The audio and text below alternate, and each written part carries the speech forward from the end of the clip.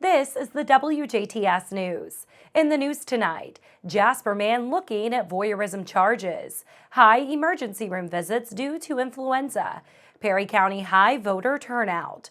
Kurt Gooksell will be in with sports, and our WJTS Informed segment continues. On our Monday with the Mayor segment, we speak with Jasper Mayor Dean Vonderheide.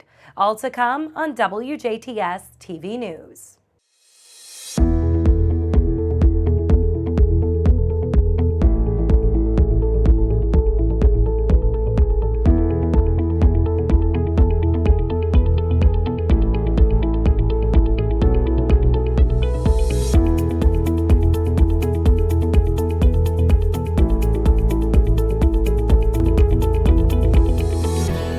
Good evening. I'm Jenna Schaffer with the news.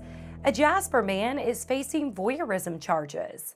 Police began investigating 57-year-old John T. Schneider on Wednesday after receiving complaints of him allegedly taking photographs of a female juvenile showering. Schneider allegedly told police that he washed his cell phone in a washing machine. Police took the cell phone into evidence after executing a search warrant. Schneider was arrested and booked into the Du Bois County Security Center on Thursday and charged with a level 5 felony count of child exploitation and attempted child exploitation and level 6 felony counts of possession of child pornography, obstruction of justice, and voyeurism. Schneider had his initial hearing on Thursday. He was placed on pretrial release through Du Bois County Community Corrections and is not allowed to have contact with anyone less than 16 years old unsupervised. His next court date is January 27th. State officials say influenza and flu-like symptoms are contributing to more visits to Indianapolis area emergency rooms than any point during the past decade. The Marion County Health Department says the primary complaint of 6.2% of ER visits during the week of December 28th was flu-like symptoms. According to the Indianapolis Star, the previous high of the past 10 years was about 5.3% during the 2017-2018 flu season. Health officials say those who have mild or minor flu symptoms should go see their doctor or go to an urgent care center immediately.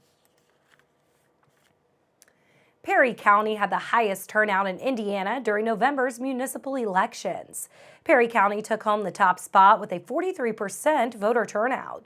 Now, when looking at other counties in the area, Du Bois had a 17% turnout. Spencer County had a voter turnout at 36%. Davies had 34%. Martin County had a 0% voting turnout. Orange County had a voter turnout of 24%, Pike had 19%, Crawford had 11%, and Warwick County had a voter turnout of 36%.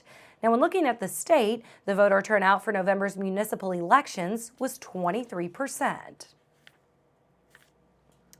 More than half of Indiana's schools either met or went above and beyond federal academic expectations based on their 2018-2019 performance.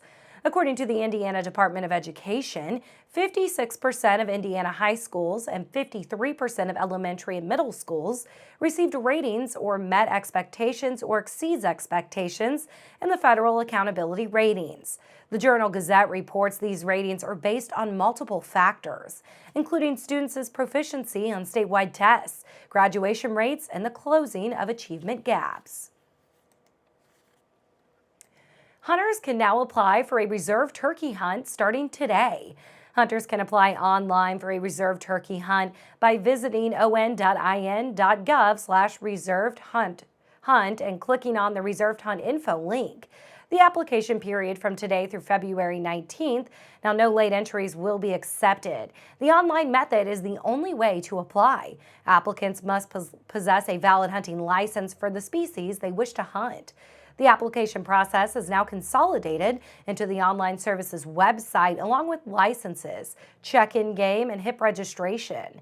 An online account is not required to apply, so there is no need to log in. Now, please note that in this new system, hunts without a registration fee will follow the same process as those with a fee.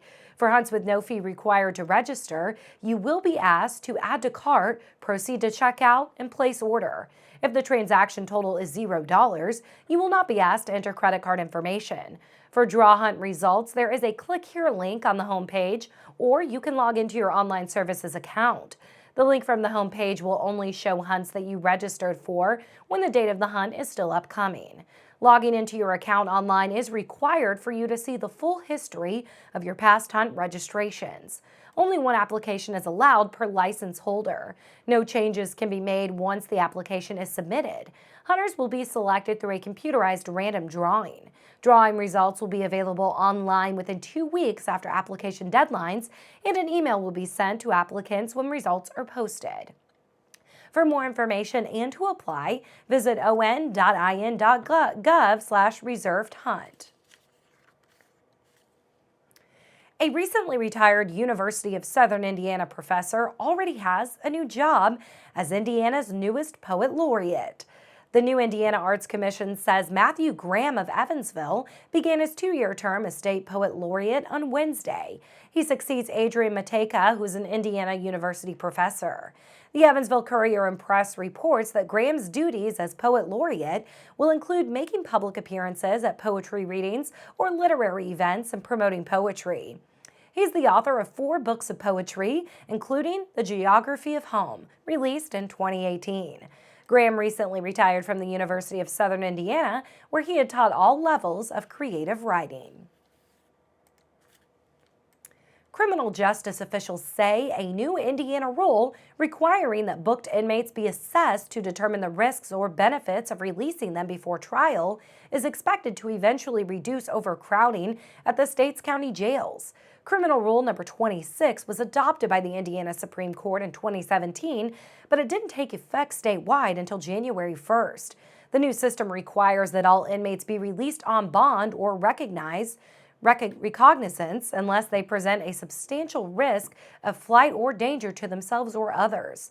It also mandates that an evidence-based risk assessment be used to help make that determination. We'll take a look at your weather forecast when we come back on 18 WJTS.